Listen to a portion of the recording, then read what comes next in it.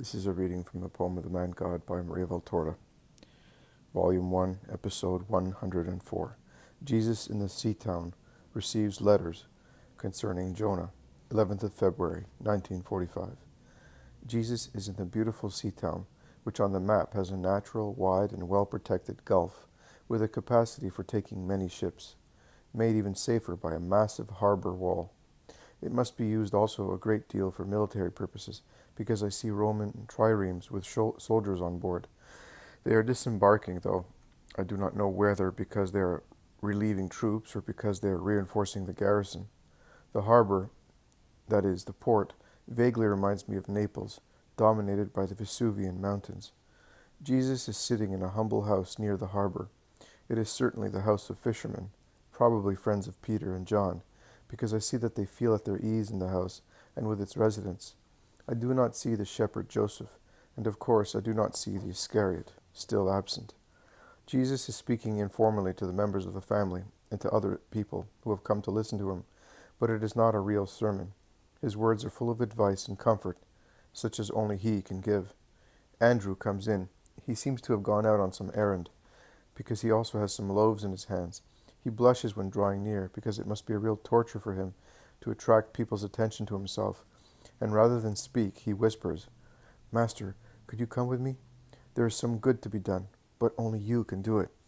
Jesus gets up without even asking what is the good. But Peter asks, "Where are you taking him? He is so tired. It is supper time. They can wait for him till tomorrow." "No, it must be done at once." "It is." "Why don't you speak, you frightened gazelle? How can a great big strapping man be like that? You look like a fish caught in the net." Andrew blushes even more. Jesus defends him by drawing him to himself. "I like him thus. Leave him alone. Your brother is like wholesome water. It works noiselessly in the depths. It comes out from the earth like a very fine stream, but it cures those who go near it. Let us go, Andrew." "I'm coming too. I want to see where he takes you," insists Peter.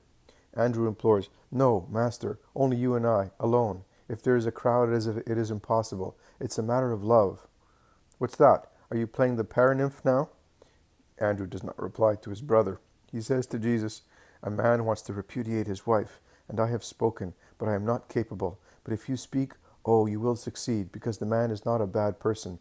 He will tell you." Jesus goes out with Andrew without saying anything further. Peter is somewhat undecided. He then says, "I will go. At least I want to see where they go."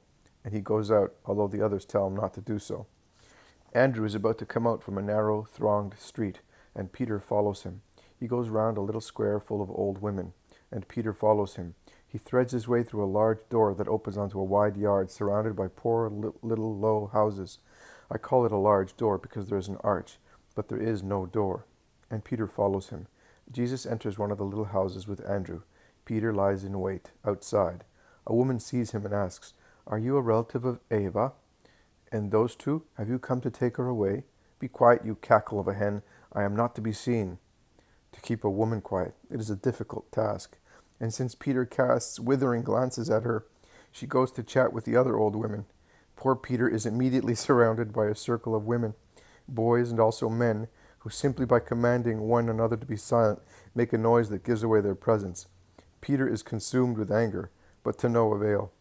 Jesus' full, calm, beautiful voice comes from inside the house, together with the broken voice of a woman and the hoarse voice of a man. "If she has always been a good wife, why repudiate her? Have you ever wronged him?" "No, Master, I swear it. I have loved him like the pupil of my eye," moans the woman. And the man, sharp and hard, "No, she never wronged me, except in being sterile, and I want children. I don't want God's malediction on my name." "It's not your wife's fault, if she is such." He lays the blame on me and my relatives, as if we betrayed. "Woman, be sincere. Did you know that you were sterile?" "No. I was and I am like all women. Also, the doctor said so, but I am not successful in having children." You can see that she has not betrayed you. She suffers for that, too. Will you answer sincerely, too? If she were a mother, would you repudiate her? "No, I swear it. There is no reason. But the rabbi said so, and also the scribe. A barren woman is the curse of God on a house, and it is your right and duty to give her a divorce libel, and not to vex your virility by depriving yourself of children. I am doing what the law states. No. Listen. The law says, do not commit adultery, and you are about to commit it. That is the original commandment, and nothing else. And if on account of the hardness of your hearts Moses granted divorce, it was to prevent intrigues and concubinages hateful to God. Then your vice expanded more and more. Moses' clause creating the wicked chains and murderous stones which are the present lot of women, always victims of your arrogance, of your whims, of your deafness, and of your blindness to affections. I tell you, it is not legal to do what you want to do. Your action is an offense to God. Did Abraham perhaps repudiate Sarah, and Jacob Rachel, and Elkanah Anna, and Manoah his wife? Do you know the baptizer? You do? Well, was his mother not sterile up to her old age, and then gave birth to the holy man of God? As Manoah's wife gave birth to Samson, and Anna of Elkanah to Samuel, and Rachel to Joseph, and Sarah to Isaac? To the husband's continence, to his compassion for his sterile wife, to his fidelity to marriage, God grants a prize, and the prize celebrated through centuries, as he grants consolation to the weeping, sterile women, no longer sterile nor depressed, but glorious in the exaltation of being mothers. You are not allowed to offend her love. Be just and honest. God will reward you beyond your merit. Master, you are the only one to speak so. I did not know. I asked the doctors, and they said to me, do it, but not one word to tell me that God rewards a good deed with gifts. We are in their hands, and they close our eyes and our hearts with an iron hand. I am not a bad man, Master. Don't be angry with me. I am not angry. I feel sorry for you more than I do for this weeping woman, because her pain will end with her life. Yours will begin then, to last forever. Think about it. No, it will not begin. I don't want it to begin. Will you swear to me by the God of Abraham that what you say is the truth? I am the truth and wisdom. Who believes in me will have justice, wisdom, love, and peace. I want to believe you. Yes, I want to believe you. I feel there is something in you which is not in the others. Well, I will now go to the priest, and I will say to him, I am not going to repudiate her any longer. I will keep her, and I will only ask God to help me to feel less the pain of being childless. Ava, do not cry. We will have the Master to come again to keep me good, and you continue to love me. The woman cries louder because of the contrast between her previous sorrow and her present joy. Jesus instead smiles. Do not cry. Look at me. Look at me, woman. She looks up. She looks at his bright face through her tears. Come here, man. Kneel down beside your wife. I will now bless you and sanctify your union. Listen. Lord, God of our fathers, who made Adam with the dust of the soil and gave him Eve as a helpmate, that they might populate the earth with men, bringing them up in your holy fear, descend with your blessing and your mercy. Open and fecundate the womb that the enemy had closed to lead them to a double sin of adultery and despair. Have mercy on these two children, Holy Father, Supreme Creator. Make them happy and holy. May she be as prolific as a vineyard, and he her protector, as the elm tree supports the vine. Descend, O life, to give life. Descend, O fire, to inflame. Descend, O power, to activate. Descend. Grant them that for the praise feast, for the fruitful crop, next year they may offer you their living sheaf, their firstborn, a son, sacred to you, Eternal Father, who bless those who hope in you. Jesus has prayed in a thundering voice, his hands stretched out over their bowed heads. The people no longer refrain themselves, and they gather together, Peter in front of them all. Stand up, have faith, and be holy. Oh, stay, Master, begged the reconciled couple. I cannot. I will come back. I will be here very often. Stay, stay. Speak also to us, shout the crowd. Jesus blesses but does not stop. He promises only to come back soon, and he goes to his hospitable house, followed by a small crowd. Inquisitive man, what should I do to you? He asks Peter on the way. Whatever you wish. However, I was there. They enter the house. They dismiss the crowd that make comments on the words they heard, and they sit down to supper. Peter is still inquisitive. Master, will there really be a son? Have you ever seen me promise things which do not come true? Do you think that I would take the liberty of using the confidence in the Father to lie and deceive? No, but could you do that to all married couples? I could, but I do it only where I see that a son can be an incentive to holiness. I do not do it where it would be a hindrance. Peter ruffles his grizzled hair and becomes quiet. The shepherd Joseph comes in. He is covered in dust like one who has walked a long way. You? Why are you here? Asks Jesus after a greeting kiss. I have some letters for you. Your mother gave me them, and one is from her. Here they are. And Joseph hands him 3 small rolls of a kind of thin parchment, tied with a little ribbon. The largest one is also sealed. The second one has only a knot. The third one shows a broken seal. This one is from your mother, says Joseph, pointing at the one with the knot. Jesus unfolds it and reads it, first in a low voice and then loud. To my beloved son, peace and blessings.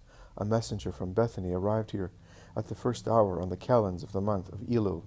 It was the shepherd Isaac to whom I gave the kiss of peace and refreshments in your name, and out of gratitude on my part, he brought me these 2 letters which I am sending on to you, and he told me that your friend Lazarus of Bethany presses you to consent to his request. My beloved Jesus, blessed Son and Lord, I also have 2 things to ask you. One is to remind you that you promised me to call your poor mother to instruct her in the word. The other is that you should not come to Nazareth without speaking to me first. Jesus stops all of a sudden. He stands up and goes towards James and Judas. He embraces them tightly and ends repeating by heart the words, Alphaeus has returned to the bosom of Abraham at the last full moon, and great was the mourning of the town. The 2 sons weep on Jesus' chest, who goes on, At the last hour he wanted you, but you were far away. But it is a consolation for Mary, who considers it a sign of God's forgiveness, and it must give peace also to my nephews. Have you heard? She says so, and she knows what she is saying. Give me the letter, implores James. No, it would hurt you. Why? What can I say more painful than the death of a father? That he cursed us, sighs Judas. No, not so, says Jesus. You say so, not to pierce us, but it is so. Read then. And Judas reads, Jesus, I beg you, and also Mary begs you, do not come to Nazareth until the mourning is over. Their love for Alphaeus makes the Nazarenes unfair towards you, and your mother cries because of that. Our good friend Alphaeus comforts me and calms the town. The report by Aser and Ishmael on Chuz's wife caused a great stir, but Nazareth is now a sea, agitated by different winds. I bless you, my son, and ask your peace and blessing for my soul. Peace to my nephews. Mother. The apostles make their comments and comfort the weeping brothers. But Peter says, Are you not reading those? Jesus nods assent and opens Lazarus' letter. He calls Simon Zealot. They read together in a corner. They then open the other roll and read it as well. They discuss between themselves, and I see that the zealot endeavors to persuade Jesus about something, but he is not successful. Jesus, with the rolls in his hand, comes to the center of the room and says, Listen, friends, we are one family, and there are no secrets among us.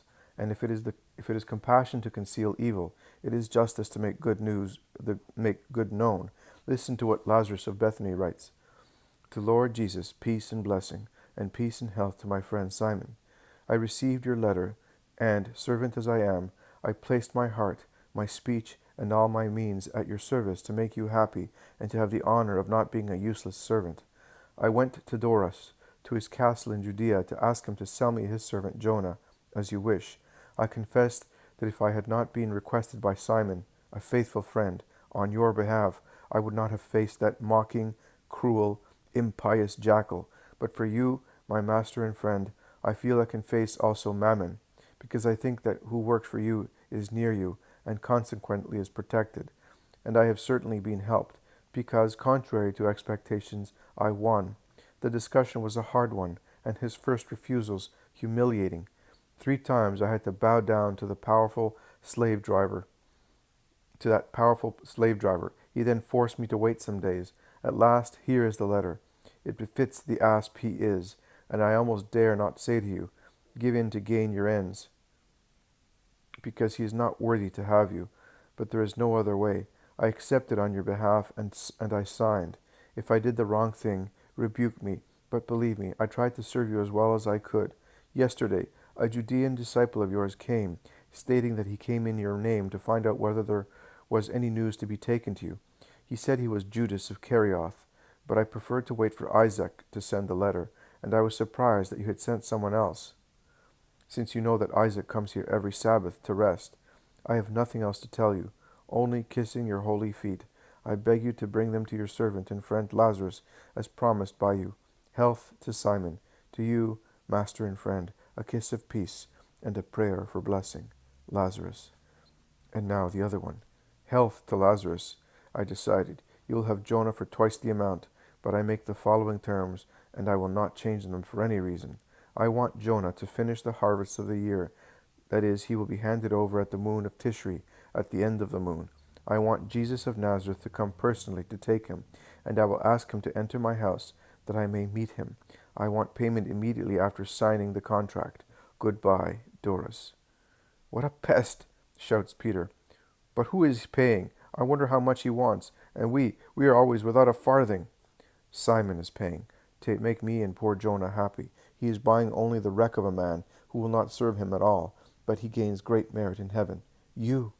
Oh, they are all surprised. Even Alphaeus' sons forget their sorrow because of their amazement. It is he. It is just that it should be known. It would also be just if it were known why Judas Iscariot went to Lazarus. Who sent him? Did you? But Jesus does not reply to Peter.